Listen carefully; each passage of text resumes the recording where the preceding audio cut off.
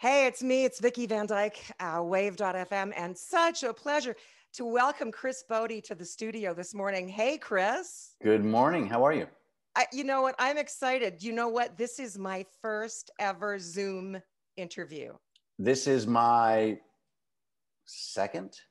Okay, so we can be neophytes together. Exactly. Clearly,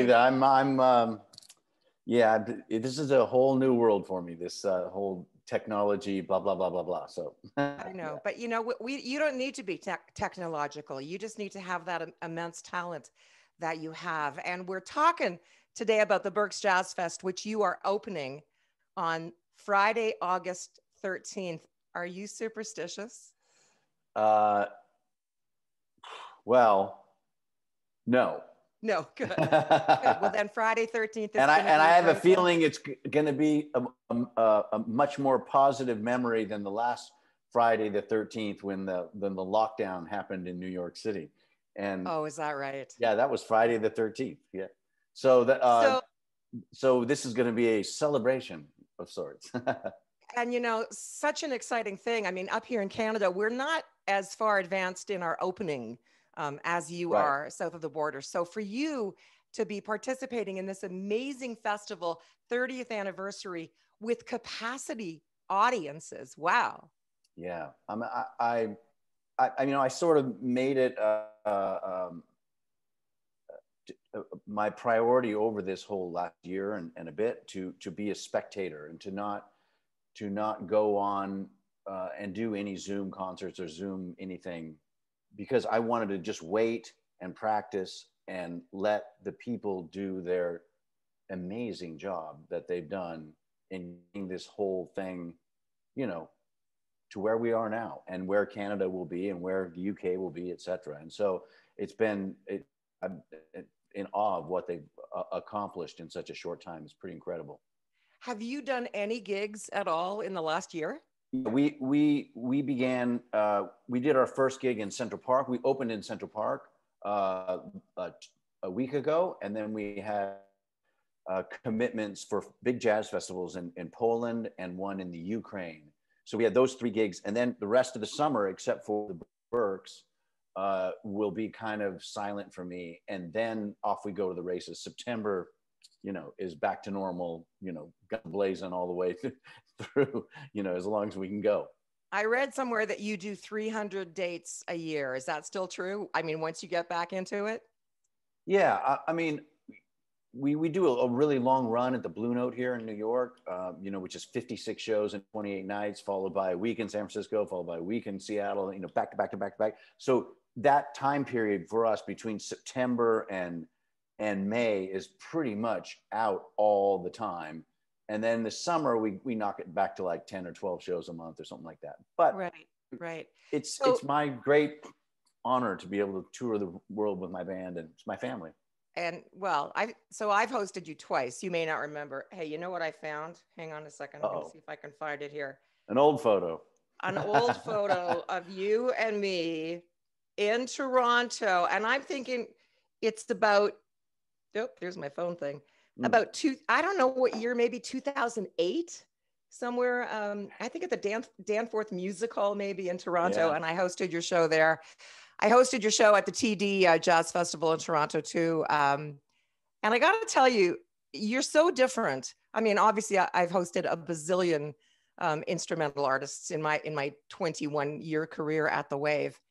You walk on stage, you're absolutely still, you put your instrument in your mouth and you allow the audience to come to you. You don't come and walk on stage and slam us over the head with your immense talent. You just start. And I remember at that Danforth Music Hall, just sitting in the audience with my eyes bugging out of my head because I couldn't believe how you did that. Oh, thank you. Well, I think that a concert has to have a ride, but we've sort of set it up to where maybe we opening with a more intimate, tender, vulnerable sketch of a song. Yeah. It works for me because, I mean, the trumpet is arguably, while it can get very volume oriented, it also is, it's at its best when it's playing lyrical and beautiful.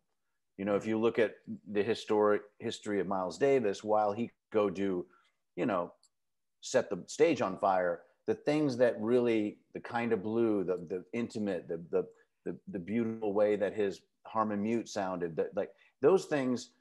Or if you go see Keith Jarrett play solo piano, like he can play all the chops, but like everyone wants to hear him play Somewhere Over the Rainbow, you know? Like, Right, right. So I just made it a priority, you know, and a lot of times we'd be playing festivals where a lot of the other acts before us were hitting it hard. Yeah, you know? yeah. And so I kind of thought, well, maybe we could just do a musical Xanax and just come out and I don't think it's Xanax. No, he's in I there think it's, sort of. Yeah. Barbara Streisand does the same thing. I've read that when she used to play in the New York clubs, when she first got started, she would start with something so vulnerable, and everybody was thinking, oh, here comes this big Barbara voice. And yet, no. Right.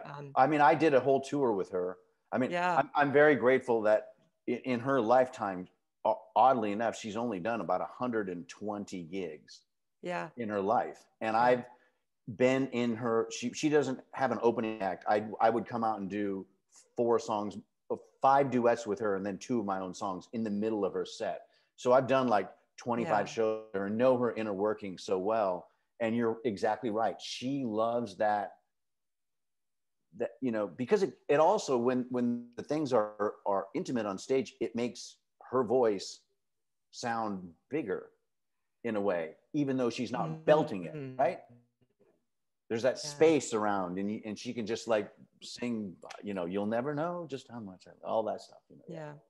As much as I love your the timbre that you get when you do that soft thing, it's the same. I like her voice. So speaking of that, you've worked with everybody. Is there anybody? Like, I mean, I was looking, Paul Simon and Frank Sinatra and Vince Gill. That was a bit of a surprise. A little country boy in there.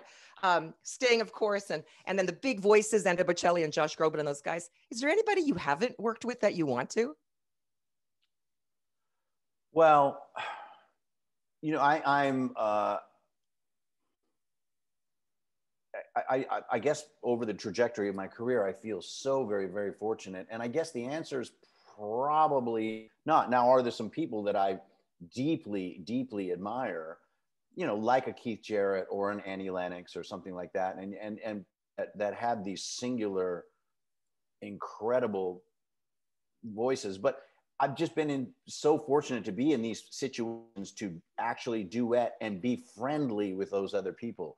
So, right.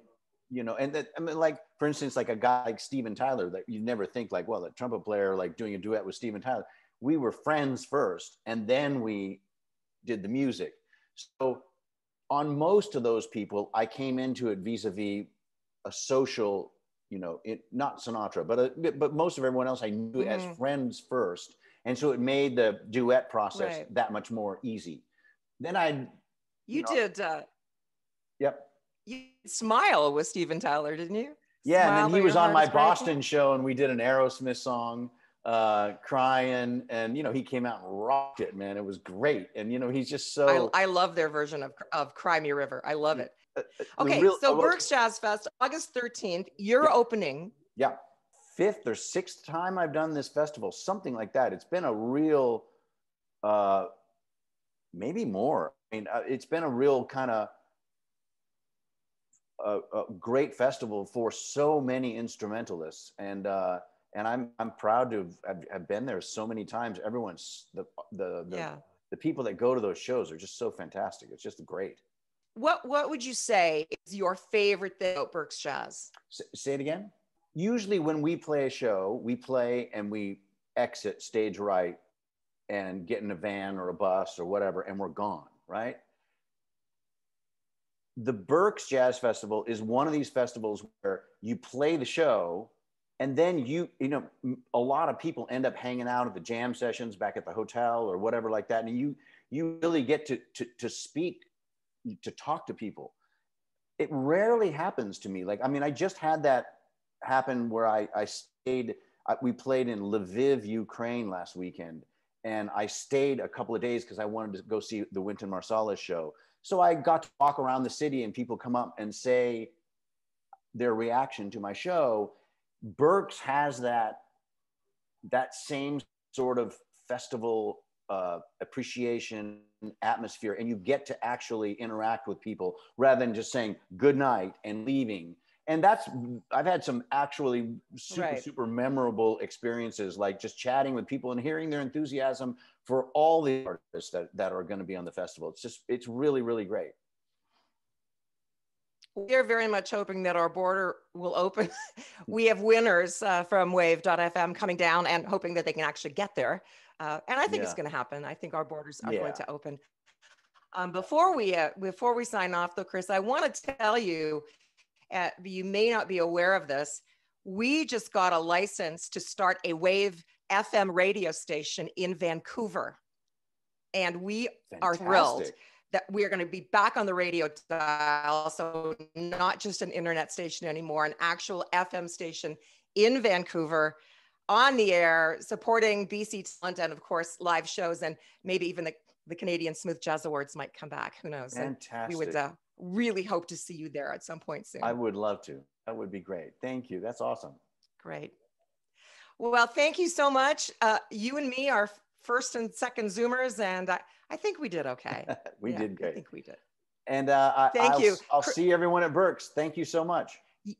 Yes, you will indeed. Fingers crossed Canadians can cross the border for this amazing festival. And Chris Botti, thank you so much for joining me, Vickie Van Dyke, today on wave.fm. All the best. Have a fantastic summer.